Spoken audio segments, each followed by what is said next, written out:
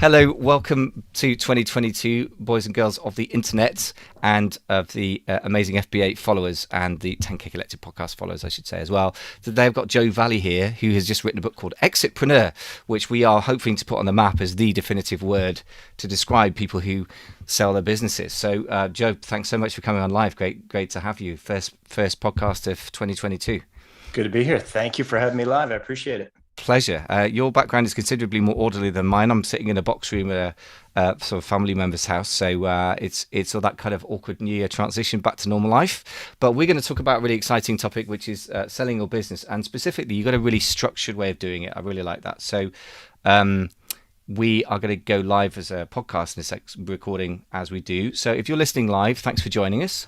And if you're listening on the replay as well, do pop any comments in the various different channels that we're going out to: LinkedIn, Facebook, YouTube. I think those are the ones. Something else I've forgotten. Twitter probably. Do pop a comment in any of the channels and I'll either add Joe or we'll sort of come back and feedback if you've got any questions. If I were you, if you're even thinking of selling your business, then I would be peppering Joe with questions, because as you'll hear, there's a man with a great, really huge amount of experience in this area. So without any further ado, Joe, you okay to jump in and get this podcast rolled? I'm ready. Rolled. Absolutely. I know, might learn to speak English as my own language first, but right, here we go. All right, let's record this sucker. Here we go. Actually, you ought to just check that we're going live and it's all working. 1 second. Hey, and one thing that as you're talking, if we're still live, I want to put out there that for your audience, I want to go ahead and give away a free digital copy of the book. Amazing. So, reasons to stick around. Yeah. Yeah. So amazing. Exitpreneur.io/amazing FBA. Great. Exitpreneur. Let me just make a note of that so that I know what that is as well. Exitpreneur. Really professional typing away into the microphone here /amazing FBA. Perfect. Well, I was going to say you have to stay to the end to get that, but we've given that away now. But it's all right. We'll still give it to you again at the end. Right then, let's do this podcast recording. Let me just find the record button. Ladles and jelly spoons, boys and girls. This is Michael Veazey from the 10K Collective podcast, the place to be for 6, 7, and 8-figure Amazon sellers. And I'm delighted to kick off the new year. This is our first podcast of the new year, although you may be listening to it in February or March or something. And we're talking today to Joe Valley, who is the author of the Exitpreneur's Playbook, and he's worked at Quiet Life Brokerage for a long time. A real expert in building businesses, selling his own, and then he's been working with other people to sell their businesses, and now he's giving away the secrets in a very detailed book, which I have to say is one of the more detailed books that is out there, which I think is really important because the devil is in the details. So, Joe, welcome back to the show. Good to have you here. Thank you, sir. Appreciate you having me. I say welcome back. I'm completely wrong because you haven't been on the show before, but I've had your colleagues, Mark Doust and Walker Dybel from Quiet Life Brokerage. So I feel like, the other member of the family that the audience should meet, really. So tell us about the book. What's the main purpose of writing the book? What were you trying to do for people with that? Well, just sort of take all the mystery out of selling an online business. I was on Facebook this morning in a particular mastermind group, and somebody popped something in saying, "Hey, I've got this business. I don't know what the value is. Does anybody have any suggestions on how to learn the value?" And 30 people pipe in with opinions, and honestly, none of them are completely right. And so even if you go to the Quiet Life Brokerage website or FE International website or Website Closer's website, all of the information is not in one single place. And so after a decade of being on the sell side, brokering about 100 million in total transactions myself, helping facilitate another 500 million through Quiet Light, and having 8,000 conversations with like-minded entrepreneurs that wanted an eventual exit, I had to put it all in one place so that for those people that are not really comfortable reaching out for evaluation with a broker, or that may want to do it on their own, this is an option for them. For those that are going to work with a broker, which I highly recommend, obviously I'm biased, but it's also going to give them a great educational tool to understand every little step along the way when you're just thinking about selling your businesses, all the way through to money changing hands and the training transition period, every little detail that goes through it. Amazing. That's a super clear reason. I think that I'm not even biased. I mean, I suppose I have affiliate type relationships with brokers and aggregators. Like a lot of these relationships, it hasn't made me any money yet, and it may never do. But I'm so convinced that every single person who's building a business should go through the process of understanding how it might be sold one day. Because even if they sell it, they give it on to the grandchildren. And I've worked with 2 or 3 business owners now who literally have done that, and they are like the grandson or the great grandson of the founder, or they're married to the founder's son or whatever in various cases. Guess what? You still want a good business, and if it won't survive external examination, you may be just kind of plodding miserably from year to year, as I know some people do, with terrible profit margins and awful structure. So I cannot say strongly enough, from my personal point of view, as a non-broker, go and talk to brokers and possibly aggregators as well, which is probably would not be something that you'd be so keen on. But no, that's fine. Some people are going to do that, and the book will help them with that. I could pretty much guarantee that anybody's that's gotten directly contacted by an aggregator and wants to sell to an aggregator, that in the next 3 minutes we could put $18,000 to $24,000 in their bank account just by one little tactic to negotiate with aggregators. Pretty simple. You want to hear brilliant. what it is? Now that I've said it, I probably ought to tell you what it is. You know what? That's the top of the show. No, I think you should keep that mystery, because that's the top of the show right there. That's fantastic. So Vaughn, if you're listening, this is my podcast editor. That's the top of the show, my friend. So that's a really amazing choice. The next 3 minutes going to add 24K to the value of your business based on what you're saying to an aggregator. Okay, great. So that's quite the promise, and you're the man to deliver. Obviously, you've done a huge amount of this. Well, let's get into your background a little bit more then. So you talked about the fact that you've done a heck of a lot of different was it $500 million worth of business? So tell us a little bit more about yourself, and then let's get into this process that you've outlined for people. Yeah, so I've been self-employed since 1997. I'm an entrepreneur just like everybody else that's listening.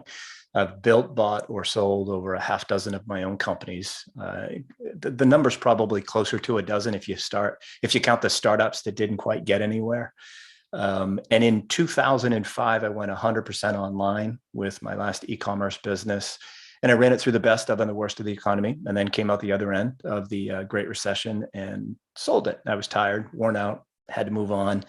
And I called 3 different internet-based business broker firms, M&A firms, and 2 of them were salespeople, and it felt icky. They were just trying to reach through their phone to get their hooks into me for a commission, it felt like. And the third was my now business partner, Mark Doust, who actually gave me some good advice. He reviewed my P&L. We had 3 phone calls, and he said, Joe, listen, man, you could sell now, but if you wait another 6 months, you're going to make a lot more money based upon the trends. So he basically told me to go away. And I was like, who the hell is this guy looking out for my best interest? I like it. I've done the same with, I literally had a conversation with somebody the other day. I'd said to him in December, go away, come back, let's review the situation in January. And then if you're not in a position to go ahead, let's review it 2 or 3 months down the line. Because he said he really wanted to work with me. And I said, yeah, you're not quite ready. Come back, because it won't serve you. And yeah, it's always impressive to people when you serve them, because guess what, building trust is the most rare thing on the internet, right? So it's the most important thing. It's funny, I'm not a young kid anymore, right? I got some gray on my chin, and early on in my career, it was all about making money. How much money can I make? And I remember when I was first fully self-employed, my goal was to make $50,000, because that's how much I made in the company that I was working for. I left that company in 1997, and I want to make $50,000 in 1998. I ended up making 10 times that, Michael. And I was so driven by money. I used to write down on my hand how much money I made every week. I'd show my father. He thought I was a drug dealer or something. He's like, how the hell are you? It's hard to explain. But it didn't last. It didn't last because I was only focused on the money. Now, years later, 22, 23 years later, it's all about what you just said, which is serving people. How many people can I help? What's in their best interest? And the more I do that, the more I focused on that, the more stable my company becomes, and the more people I help, the greater the brand and reputation becomes. And lo and behold, guess what? The more money I actually make too. And there's longevity to it. So it's it's a mind shift from a young entrepreneur to one that's a bit more seasoned. Yeah, I really like that. And that's, by the way, I think all of the things you say to some extent can apply to e-commerce.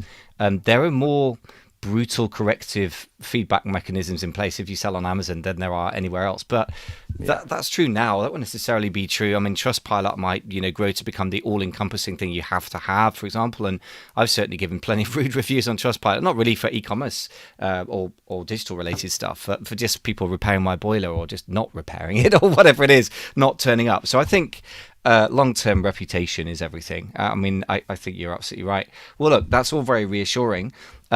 And Mark Dowse is a lovely gentleman of a man, and he's been on the show, and I felt was very unsalesy and very helpful. So I can understand your experience.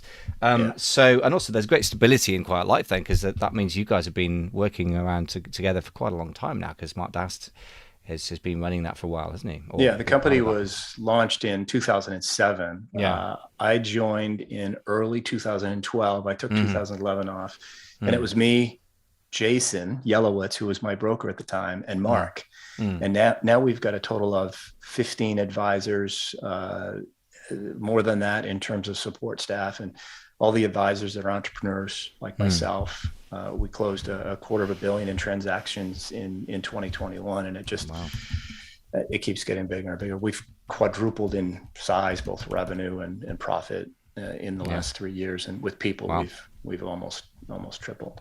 Excellent. Wow. So you guys obviously know your business. So enough credibility building. Let's get into the heart and soul of the podcast. But it is important for people to know who they're getting advice from.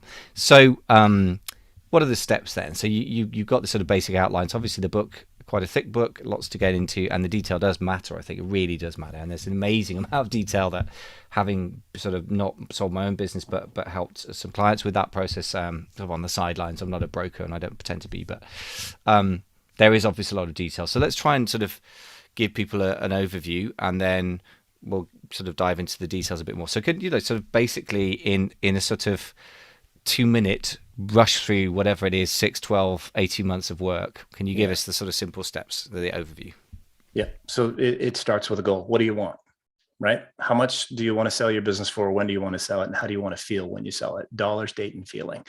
I ask somebody, what are their goals? And they tell me, well, I'm looking for 3 times. That's not a dollar amount. That's a multiple. They don't quite understand what a multiple of what is yet. So set a goal, dollars, date, and feeling. I will sell my business in Q3 of 2023.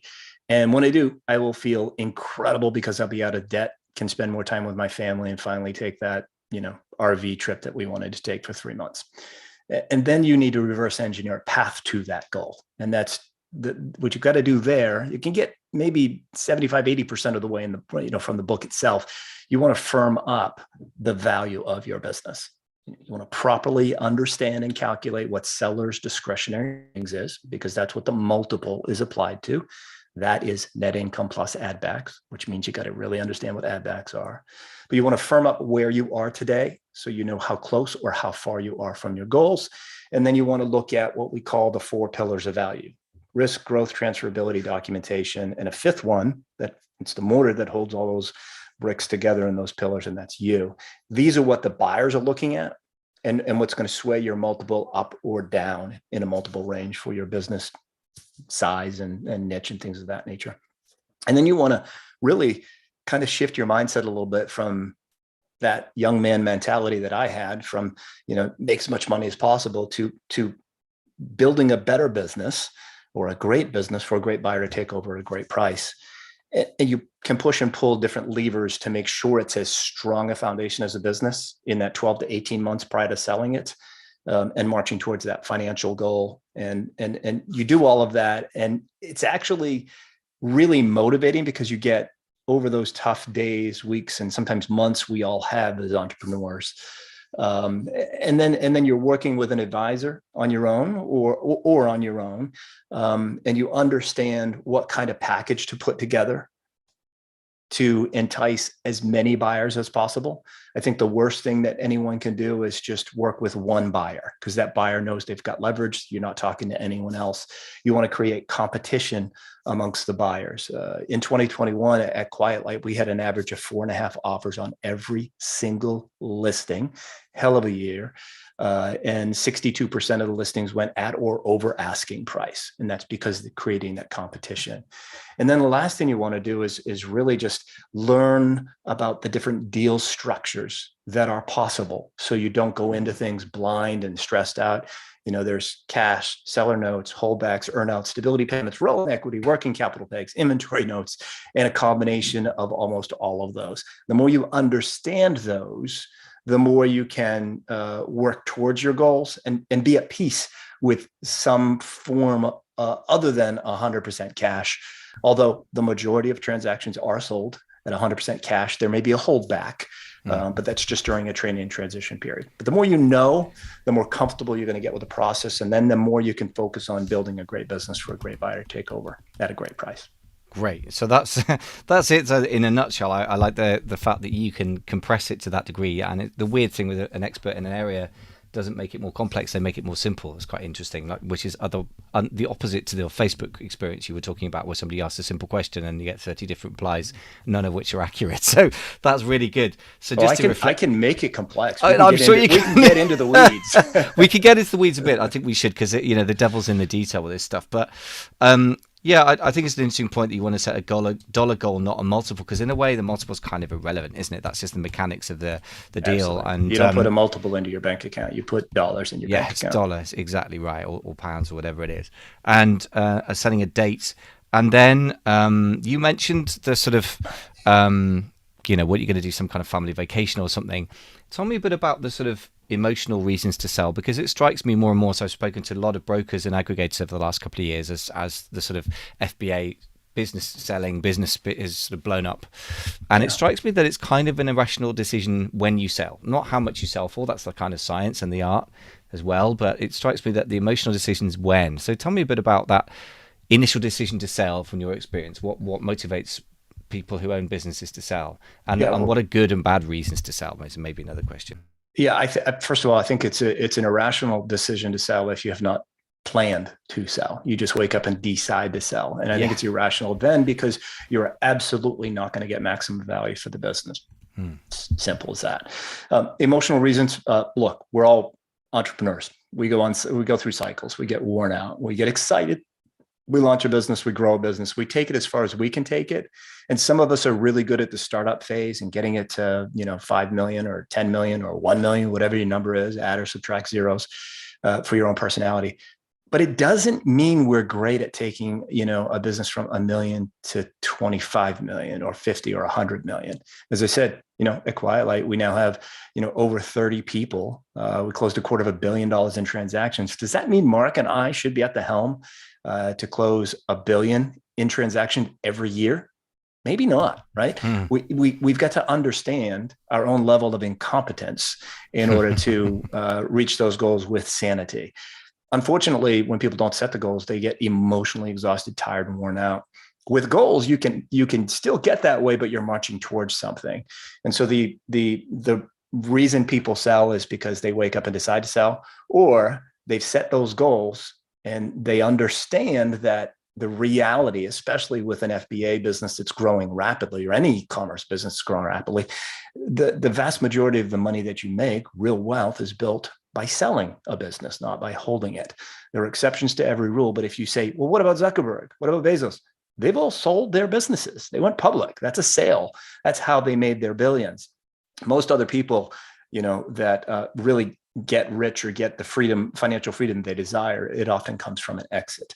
And with these physical product businesses that are so capital intensive, it requires a sale. And then you can, take your time off, which everybody should. And if you want to do it again because you're smarter, more experienced, and not as cash strapped, you don't have to bootstrap it as tightly. And your path from 0 to 1 million in revenue or 5 million in revenue is probably going to be condensed because you're so much more experienced at what you do. It's almost, that part of the wealth building is an exit. If you do it 2, 3, 4 times, you are making more money that way than probably holding the business yourself. Now, there's another option, which is exit without exiting, but that means you've got to get big enough to get a C-suite level of executive, move yourself onto the board, and trust that they're going to do the job as well as you are. Yeah, it's an interesting thing, isn't it? That there's How can I put it? I suppose in terms of sort of typical value investing, I think Warren Buffett is the kind of famous example. Then Sure. he says our ideal holding period is forever, and you buy and hold great businesses. And I suppose there is a mentality amongst weirdly sort of good but maybe not great entrepreneurs, which is that I'm going to build and then hold, and that can make sense for some businesses. And I've seen the odd businesses where I think, yeah, you know what, you've been around for 4 generations and you're going to be around for 5. And I've seen a couple of businesses where I'm like, yeah, you've been around for 3 generations, but you probably survive another generation, but it's miserable because your profit margin is awful. So I think if it won't stand up to the external scrutiny of the possibility of selling, let me put it that way, Yeah. I'm still not convinced that anyone should be simply blindly saying I'm going to build this business without exploring whether you could make more money selling. Because my other experience, and tell me about this. I mean, I've come across this a couple of times with clients now. They're like, no, I've had some offers on my business, but I'm not going to sell. I'm not going to sell. Slight silence where I don't see them for a couple of months. Oh, well, I've sold my business because the number was so attractive they couldn't walk away. I mean, does that happen often, or is that an exception, would you say? I'd say it's the exception rather than the rule. It's a great exception, and it's the one we'd all be excited about. But even in those situations, the number maybe was great to them, but the reality is that it probably could have been stronger. They just didn't understand how. Hmm. To be fair, and with that person, they did have a pretty good broker. I think they set them up so they had a bit of Perfect. a feeding frenzy of 15 calls with potential buyers in one day, which has to be That's a heck the way of a to day. do it. But yes, That's exactly. it's kind of kind of like just thinking about Shark Tank, right? You Yeah. probably know people that are presenting on a Shark Tank. I do as well. We've got one on the team. Imagine just preparing your business and your brand and your pitch, and you go into the Shark Tank, and everybody calls in sick but Mr. Wonderful. Not going to be very good, right? Your offer is going to be pretty awful. It's best to have all that competition. So if you've got 15 buyers clamoring over each other and they all know it, not only are you going to get at least full price for your business, but you're also going to get a great deal structure, which may be all cash, or you may be open to rolling some equity and trusting that buyer to grow the business, and you get a second exit that might be bigger than the first. So tell me about deal structure. So you brought that up, and you did say that most deal structures these days are, in your experience, 100% cash. And I was speaking to a few aggregators recently, or reviewing some of the interviews I've done with them, because I'm putting together a book about aggregators, partly to help people navigate the landscape and understand who they're dealing with. It again, a bit like your more of a sort of outside perspective than you have, but nevertheless about, how do I deal with this whole situation, educate myself. And it struck me that a lot of them talk about earn-out structures, but you're saying that's kind of rare and most people have cash up front. So tell me about the possible structures. We probably talked about this. I guess some people listening will be familiar, some not. So let's recap the typical structures of deals, and then let's talk about what's common and what's indeed desirable. Yeah. So, cash is at this point the most common with deals that we do at Quiet Lightning. Again, quarter of a billion last year, and probably I think it's 82, 83% were what we'd call all cash transactions. That may include what's called a holdback, and that's maybe 10% of the transaction held in escrow during the training and transition period, and then it's released. And the typical training transition period in a asset purchase agreement reads something like up to 40 hours over the first 90 days after closing, and then it's released. So that's considered a cash deal. There may be a small seller note if the seller is open to it. And the reason that you may be open to a seller note is because you're pushing the multiple a little bit, right? You're putting some faith in the future of the business and the future buyer. And you're saying, look, I'm not good with a 3.5 multiple. I want a 4.25, and I'm willing to seller finance, 20% of it over a 3-year period. Yeah, That so I was can just be going to say, attractive. so we don't tend to use the word note in Britain. A note is something you leave on the desk because you've forgotten to bring What do your you call iPhone or it? something. So I don't know. I suppose we just call it a loan. It's just not a thing somehow. I mean, I suppose I'm sure it happens in the world of which I'm not party, but it's just not a thing. So I guess, yeah, seller finance is probably a phrase that we'd make sense of in the UK. A lot of the listeners, by the way, are in the USA, and some are in Australia or Germany or whatever. So just to clarify that, Yeah. that it's quite interesting. So I can understand the reason. So you're pushing the multiple up from 3.5 to 4.2. That could be worth hundreds of thousands, I guess, depending on the size of the business. Is that a common thing? And is that something that's advisable? What are the sort of pros and cons of using a seller note, aka seller Well, financing? it's not a common thing because most people that are selling the business say, look, I want all cash. I don't know who's buying it. I don't know. I don't trust anybody. How would I collect on that if they defaulted? Um,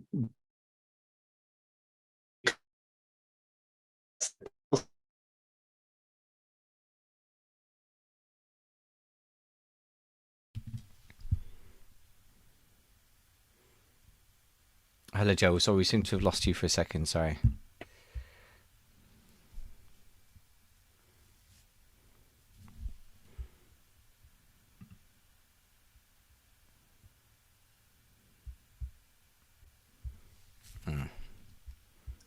Well, sorry, folks, if you can hear me, assuming I'm still connected to the line, we seem to have lost the connection to Joe. I'm just going to probably start a restream separately in a second. That's